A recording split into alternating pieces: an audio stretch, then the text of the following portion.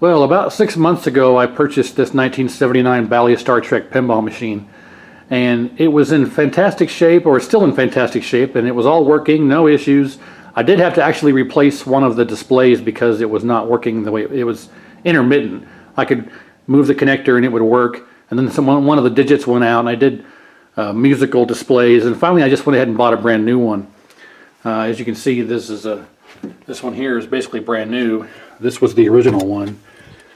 That was first it was intermittent, and then one of the displays went out completely. One of the digits, I should say. So other than that, it was 100% operational. But you can see here that it's now empty, and that's because I'm in the middle of doing a complete Playfield swap. And I'm doing that because this is the original Playfield. This is a brand new one. This is from Classic Playfield Reproductions. It's even got a little moniker on here that says genuine Bally Williams factory replacement parts.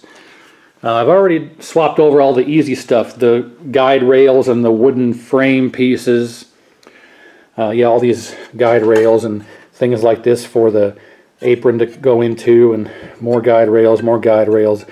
I've bought a bunch of brand new posts and new screws and replaced, or not replaced, I've swapped over and replaced, I guess, all of the posts, and I've swapped over all of the guide rails and the wooden box and these metal pieces there, and all this stuff here, and basically all the stuff that's easy to swap over. This rail back here and the stops, these things, and all these posts for all of the plastics, and everything that can be swapped over has been swapped over, the easy stuff. The electromechanical stuff on the back side, you know, all of the wiring and this junk is going to be a nightmare. It's going to take quite a while. But in the meantime, I also want to say that this was broken.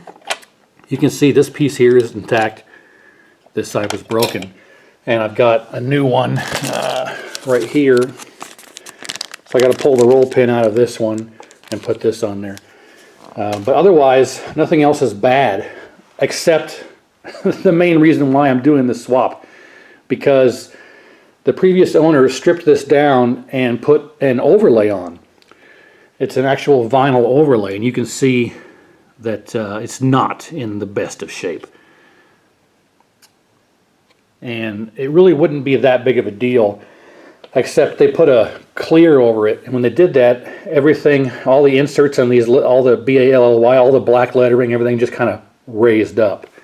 And as you can see here, it's going to be hard to tell, but everything is basically raised.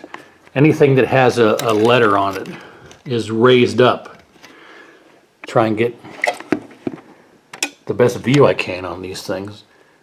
But when the ball rolls over, anything that has a letter on it, the ball hits it and then rolls in a different direction. It alters the trajectory of the way the ball rolls around the playfield. Here's a good example. This is creased and it's not flat. You can hear my fingernail catch on it. When the ball would hit this slowly, it would go and just divert off into nowhere. It's just really bad. It's hard for me to show on the camera here, but everything is raised. And it's just not good. And you can look at this. See that? Look at that. That is so. It was just so terrible. Look at that.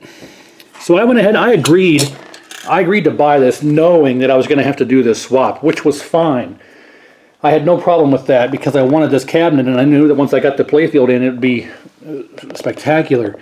But it was just so bad. This was a nightmare trying to play the game on this playfield. But anyway, that's the backstory to it. You can also see it's not aligned right.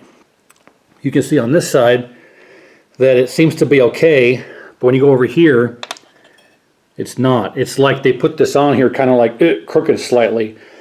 Another example is around here. You can see how it's not lined up around there. The cutouts for the lights and all that kind of stuff. So they did as best job as they could, but this was pretty. It probably was okay. It probably was actually okay before they put the clear on it. Once they put the clear on it, and everything kind of bubbled up and raised. It just made it really bad. So that's about it. I'm just going to, just a cursory, example of what's going on here on this first part, because the second part will be when it's complete. Now, I'm not going to chronicle the actual swapping over because there's so much involved in the video. I'd have, a dozen different parts, and it's going to take days to do all this, and everything has to be categorized and labeled and thousands of pictures, and I don't want anything to be wrong when I boot the machine up. So I'm not going to show the actual physical swapping over and stuff because it'll take forever. So I just want to show the first part here of what I've done so far. And I want to flip this over so you can see the back side of it. I mean, when I say brand new, I mean brand new. It is in fantastic shape. I had to swap over all of the nuts and hammer them in and put the screws in to keep them in place, and for all of the inserts that require them. These two. This one over here, which translates to this one, was all loose because on this machine, this piece was stripped out. So I bought a bunch of brand new ones of these. These are all of these are brand new. And I pulled the screws that hold them in place from this one over to this one. But, I've got all this stuff in place. All that's left now is to take all of this apart. Oh, man. And replace all this. What I'm going to do is actually go through and write down. I'm going to take 1,000 pictures, of course, but I'm also going to write down the wires.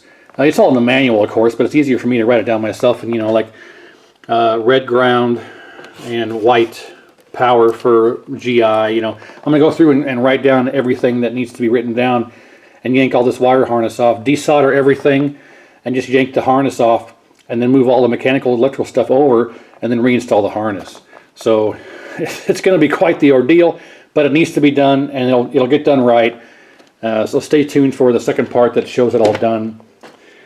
And there was something else I wanted to say, but I'll be damned if I forgot. I moved on to this, but anyway, so yeah, it's going to take some time, but I'll get it done, and it should turn out awesome once it's complete.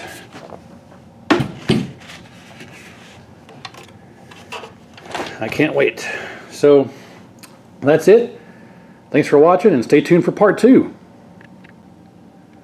Well, just about 2 seconds after I ended that there, I remembered what it was I wanted to say.